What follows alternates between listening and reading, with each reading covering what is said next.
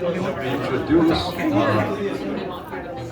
Jerry, right there. Oh, I'd like to introduce the lovely wife of Jerry O'Connor, Luann O'Connor. Come up here and say a few words. The lovely Luann O'Connor. there we go. Look at that. And this is our mascot, Audrey. She's been our mascot through this whole election thing. So anyways, this is an exciting night. And first of all, I want to thank Paul Rosenfeld for a wonderful job singing. Can we give him a round of applause? Anyways, proudly introduce to you my husband, Jerry O'Connor. As we were talking today, as we were driving the car, we said, would you have ever guessed 8 years ago that this is what we would be doing tonight? Wow, our lives were on different trajectories, but God brought us together, and I'd like to introduce you to Jerry O'Connor. Our Republican representative for the 52nd. Thank you. This is a surreal kind of experience. Yes. First time I've run for office, so everything's Rookieville for me. This party tonight is Rookieville, and it's a great time. I'm glad all of you came out and joined us. Thank you very much. The reports have come out, and I've received a call from one of our local radio stations congratulating me on winning the 52nd district.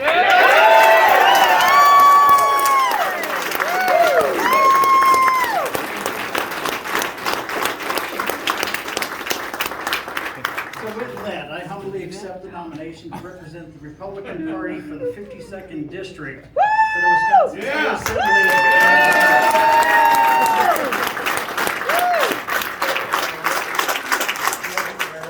I also want to commend those other candidates, which include Robert Thresher, Larry Foster, and Don Hanneman on their campaigns.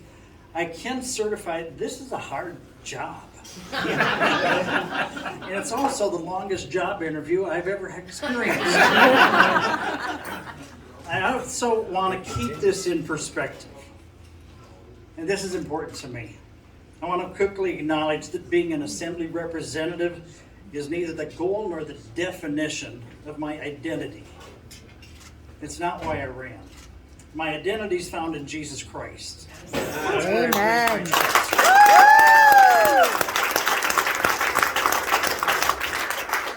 Some of you are aware of a story that I tell, and it's a phrase that I use often. And that is, I had my daughter Kelly had a brain aneurysm, flown to Madison for potential surgery. She barely survived it. But I had just finished teaching 2 prison Bible studies in Oshkosh. I'm driving home. I didn't need notes. Everything came easily, and I'm in the car going, I have no idea what words to use to pray. A little while later, I get a question. A question comes to my mind. Do you trust me? Now, that was a straightforward question. I couldn't duck it. So I had to consider under what conditions or circumstances would I trust God. That Kelly comes out perfect, that Kelly comes out with, it's a brain injury. She's going to have lasting infection that's going to affect her ability to speak, her ability to walk, or could she die? My answer to that was, regardless of the outcome, I accept whatever happens. So I placed my trust in God regardless of the outcome.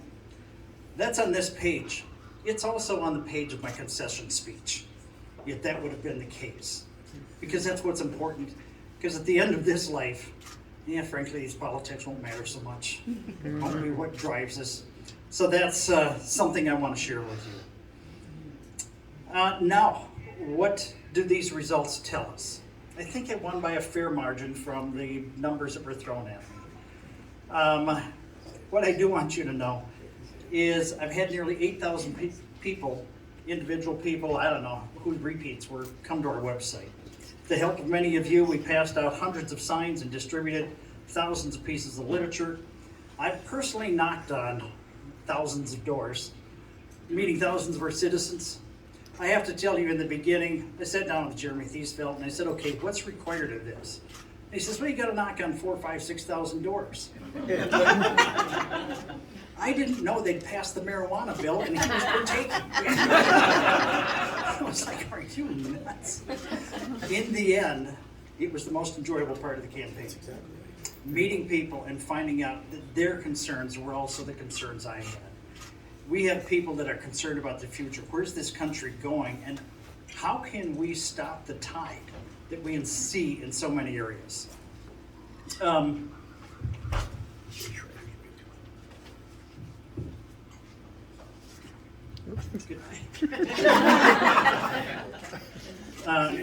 Three things we learned knocking on doors or talking to people in various events.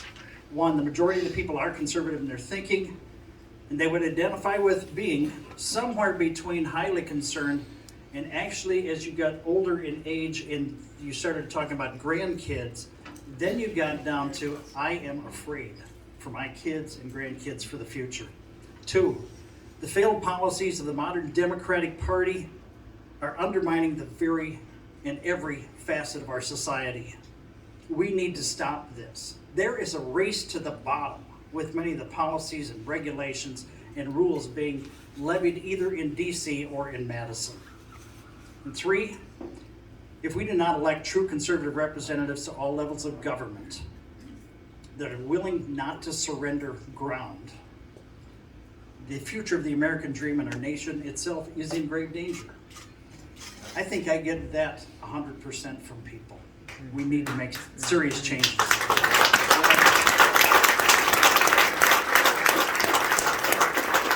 Going around Wisconsin talking to people about our state also causes me to reflect on what's happening in some other states.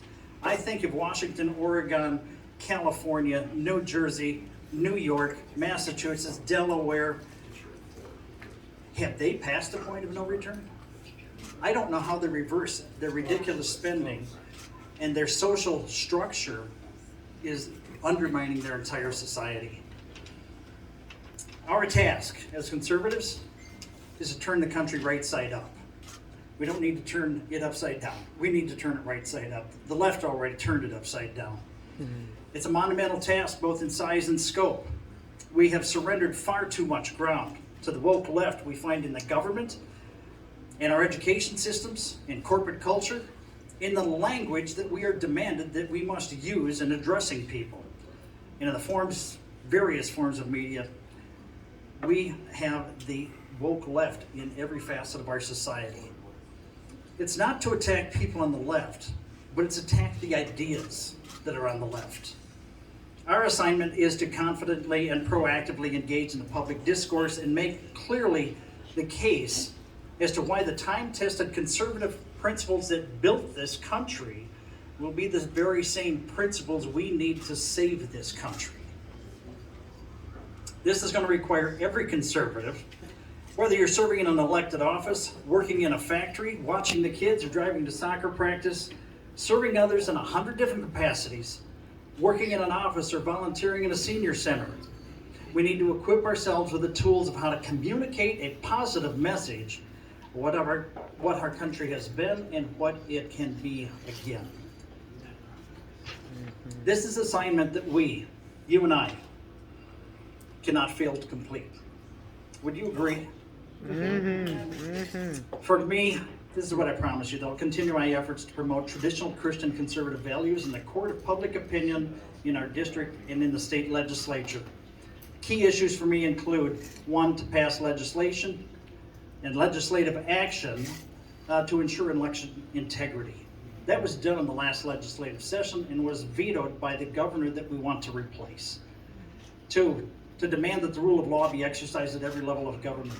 We need to stop this thing where DAs and judges and elected officials can say, I like this form of law, so I'm going to look at that. I don't like this one, so I'm going to ignore that it exists. Or what the heck, I'm going to invent my own. We need to demand the rule of law at every level. Three, pass legislation to return our schools to sound instruction and better equip our young people for a successful access to the American dream. That's not happening for far too many kids. They're coming out of high school not equipped to function in an adult world. Some of the issues, they're hot button issues. I had 2 teachers on Saturday. One's, I'm not going to say where they teach. They said if they could find a job somewhere else where they didn't have to teach critical race theory and the equity training concepts, they would leave because they don't believe it and they don't think it's good for their students. While the students should be learning reading, writing, and arithmetic, they may be sitting there wondering, is my entire family racist or is it just me? I wonder when I grow up, will I be a boy or a girl? This is abuse. This is abuse. This is not what kids should be subjected to. What we do need, we need to bring the tech school back into the high school. We need skills, trades, and service industry training. We need general concepts of how to manage money, how to balance a checkbook. We need to have these kids equipped to function in a world because we have all kinds of job shortages right now. But trades, skills, and service industries are what keep these economies working in our local towns and cities. We need to help them participate. We need to give them the opportunity to grab their own share or their portion of the American dream. We need to rein in government from excessive interference in our daily lives. 1, government quit overpromising what you can do, and 2, people quit believing that they can do it. We need to control budgets. In our daily lives, we need to stop some overreaching of regulations. My brother Tom's back there, my brother Terry's back there. Thank you for you, Kathy and Peggy being with us, your wives.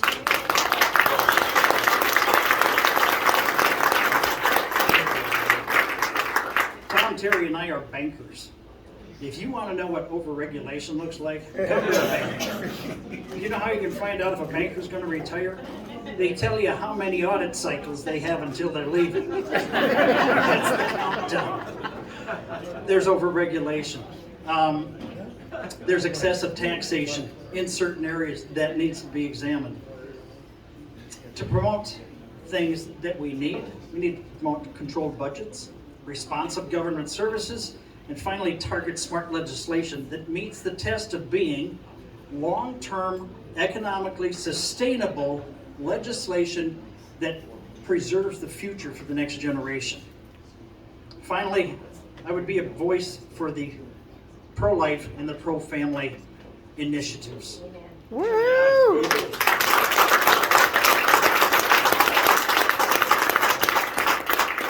This issue comes down to what all of these battles are about in America today. And it's about a battle of worldviews. It's a battle of belief systems. It's about a battle that says there is a God who has provided for us. There is a God who we are accountable to. There is a God where we have responsibilities to Him and to one another. And we can build a great society with that form of thinking. It was a God consciousness that came together in the 1700s to create this country. We need that God consciousness back. The other view is there is no God. We're not responsible to anybody. And we'll make up our own rules based upon our leverage over the levers of government. That's your battle that's going on. And at the heart of it does come down to what's the future of the family and what's the value of life. So I will stand up for those issues. Finally, I will apply all my resources to ensure that we elect a full slate of conservative Republicans in this fall's general election in Wisconsin. Gratitude. Well, I do have to tell you this. I am really passionate about promoting other people. I promoted the bank. I promoted Jeremy Thiesfeld and Dan Fine and Glenn Grothman. I'm happy to throw a fundraiser for you guys and put you out there. This was a different experience because it ends up, this is the world of not other promotion, it's self-promotion. Not a comfortable space. I accept the fact that's the way it is, so you just get in the game. It's creepy. However, I did grow up with 6 brothers. We didn't care what the shape of the ball was, game on. That's the way I approached this campaign. I do want to say one thing. I'm going to publicly dedicate this victory to my older brother, Jim. When I spent part of the day with Jim and his wife, Susie. Jim's in Oconomowoc, and he is suffering the very difficult challenges of Lou Gehrig's disease. He can't talk to me right now. He has to write something out. He's losing 85% of his mobility. But Jim's always been a strong guy, and he's one of those people who would be here tonight. If I want to dedicate this victory to somebody, it's going to be my brother Jim.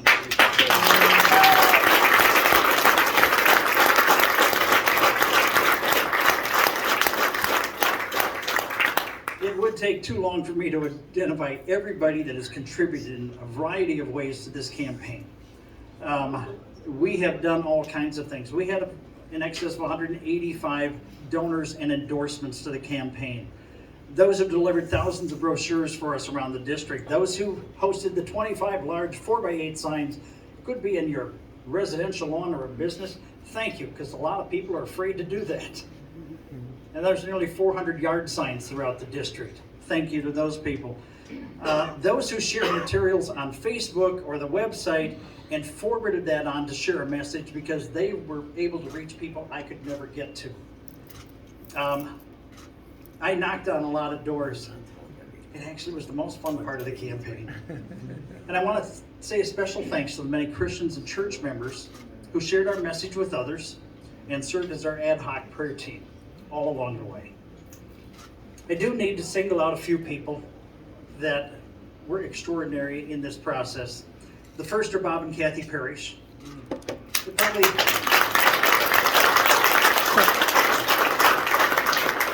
Bob and Kathy, the first two people that we had a discussion with. Yes, we're thinking about it. Would you pray with us? We said, go for it, Jerry. Yeah, I get that part. Go for it. They have been a continual source of encouragement, support, and friendship every step of the way. Thank you very much. Next, we have Sheila Riley Lair. Sheila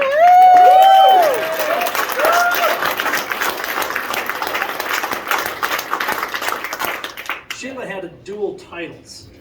She was one, the campaign manager, and two, we took the D out of this next word, she was the fundraiser. Kept it light. I can tell you, Sheila is tireless. She is an idea factory at all hours of the day. We finally got to the point where she wouldn't contact me until after 7 in the morning. Thank you so much, Sheila, who I also refer to as Sparkplug. Next person is Paul Osterholm Sr. He was on our campaign team. He was a steady hand in all circumstances. He's a great prayer warrior, a valued friend, and another idea factory unto himself. So between the two of these, by 8 o'clock in the morning, I was like, that's 32 tasks. I'm gonna get that done. Thank you very much. Mary Ty served as a campaign treasurer. She's not here tonight, but thanks to her and her husband Mike for their support along the way. Next is Louie and Carol Santini. They're from West Bend. Last fall, Louie announced that he was going to retire at the end of the year, and I said, well, shoot, what are you going to do? Hey, I'm going to go out and campaign for some conservative Republican candidate and get them elected. I actually did say that. You did say that. We talked, I don't know, the 1st of March, and I said, hey, I found your candidates. Who might that be? Yeah. Louis came to Fond du Lac. We put up signs. He helped along the way. He was our driver in the parade on Sunday. Carol helped getting all that candy out of the car so we didn't have to take it home. Thank you very much for Louis and Carol Santini. Two other people, Mary and Sally Milius. They've been part of the Republican Party for a long time. They happen to be sisters of my brother-in-law. I got to rephrase that. They are sisters-in-law of my brother Jim. And they were tireless in getting signs out in Byron Township and over at Eden and in parts of Fond du Lac, so thank you to them. So then along the way, you knock on the door and you get a real surprise. You have your conversation with the person and they say, hey, do you need any help delivering literature? Are you kidding? Did you really say that? Well, Mark and Shelley Lancaster were those people, and they delivered literally hundreds of brochures around the southeast part of the city. 800 plus, Yes. to be exact. Thank you to Mark and Shelley Lancaster.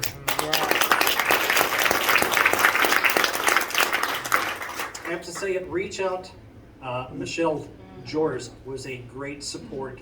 She helped share the message with a lot of people, gave a lot of information out, and was extremely supportive of the campaign. So thank you to Michelle.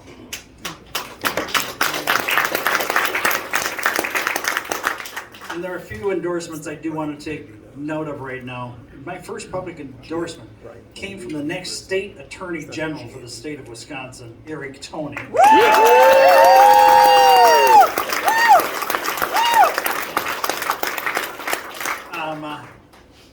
The next one came up in public arena was our new county exec, Sam Kaufman.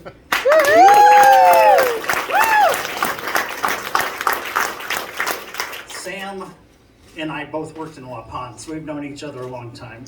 There's a lot of digs that go on. I actually think Tom and Terry, he's one of the brothers. There's no depth to the digs. We were in a Bible study in our home starting last fall, going through, I don't know, March or April. And it's interesting, out of that Bible study, we end up with a county exec and someone that hopes to be our state of assembly representative here for the 52nd district. I had many endorsements from the city council, from town boards, village boards, and the county boards. Thank you to all of you. Lastly, I want to lift up my wife, Luann. If you'd stand up.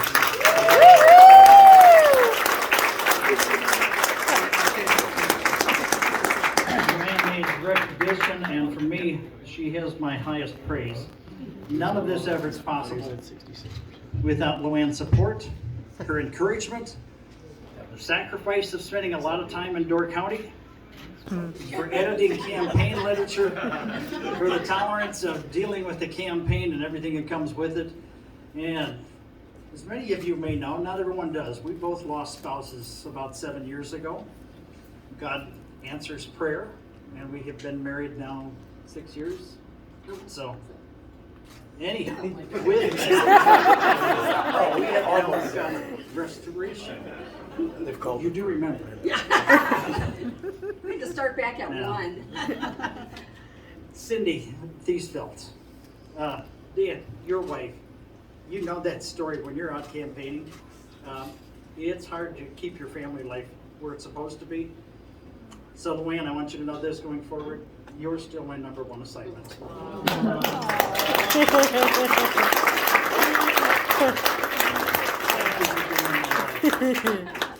Thank you and God bless you, the state of Wisconsin, and the America that we love. If anyone has any questions, I'll take questions. Otherwise, there's more drink and there's more food, and still waiting on an announcement for Eric's victory tonight. We're a long ways from that. We're hours. That one's